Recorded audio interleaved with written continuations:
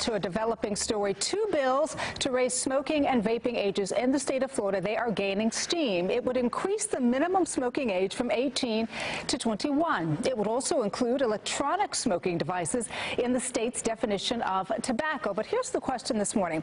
Will this help curb the growing epidemic of teen smoking? With more on this, let's bring in addiction specialist Louis Delgado. Louis, good morning to you. Hi, good morning. Thanks for having me. So good to see you. I'm glad you're here with us because what I find interesting about this is that we have seen the number of teenagers who are vaping increase, and we've also seen the number of teenagers who are saying, oh, it's not like smoking, it's not addictive, increase as well. What do you say to that? Well, it's the hard part, right? It's like, it's like, don't believe the hype. It's like every time there's something really good out there that can make a company a lot of money, especially with nicotine. The nicotine agencies, the companies, are so good at marketing. They're so good at being able to make their dollars, is that no matter what we do legislatively, no matter what we do with the laws, they always find a way around it. And this vaping thing is just kicking off. It tastes good, feels good, smells good.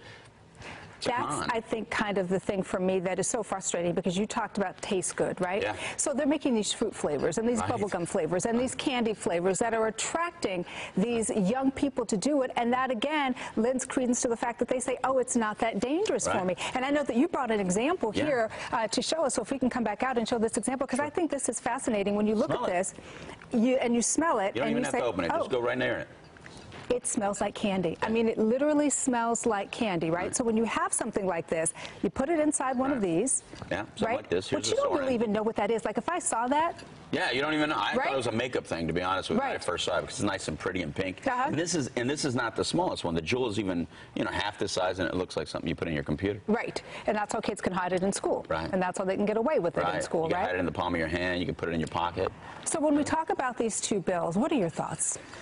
Well, my thoughts are this. Look, we're never going to be able to arrest ourselves out of anything, and we can't make things illegal to get ourselves out of anything. More importantly, it's important for the families out there, the parents, to understand, to have a conversation with your young kids and let them know, look, nicotine is the true problem. It wasn't that cigarettes just smelled bad. It was that it was nicotine. It wasn't that it was just the carcinogens. It was the nicotine. Nicotine pulls you into whatever chemicals are in here. And there's all kinds of chemicals in here. I can't even read that little bottle. There's so many other chemicals that you're ingesting when you're ingesting the chemical that's actually pulling you in.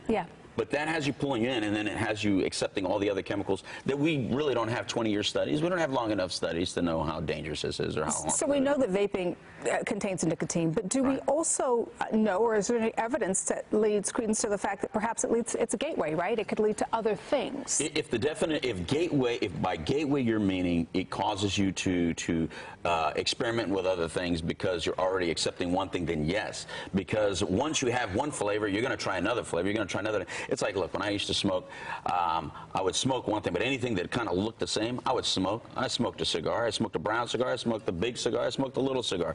If I already used a pipe, anything that can fit in that pipe, I'm going to start smoking. When did you start smoking? That kind of thing. I was like 9 years old. 9 years old when you started smoking? I'm that kid you watch out for. Yeah, and that's, I think, and the reason I asked you that is because you started at 9, and how many years did it take you to quit?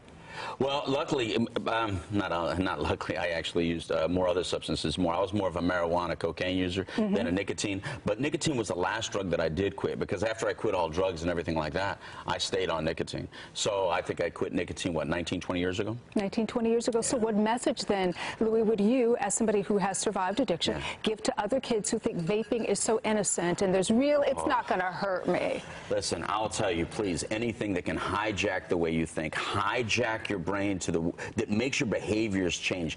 You don't want to be controlled. You're a young person. You're coming up in the world. You have so many thoughts and ideas, and you want to be free of those ideas. Just like you don't want your parent to control you. Let me tell you something. You don't want something inside your brain that's making you think that it's your idea. It's not your idea. Be yourself. Be 100% yourself, as natural as you can be, as old as you can take it, and then that's who you're going to see who you really are in your life. I will never know the full potential I had. What I'm doing is I'm working through all the things and the damages that I did do, and I'm making the most out of it. But what I would say, stay as natural for as long as you can. Well, I have to tell you, though, that what you went through has led you to this potential, which is educating other people. So that is the positive part. Don't believe the hype. It's a sequel, like Public Enemies. There you go. All right, Louis Delgado, great advice. We appreciate you. Thank you so much. All right, Amy, back over to you.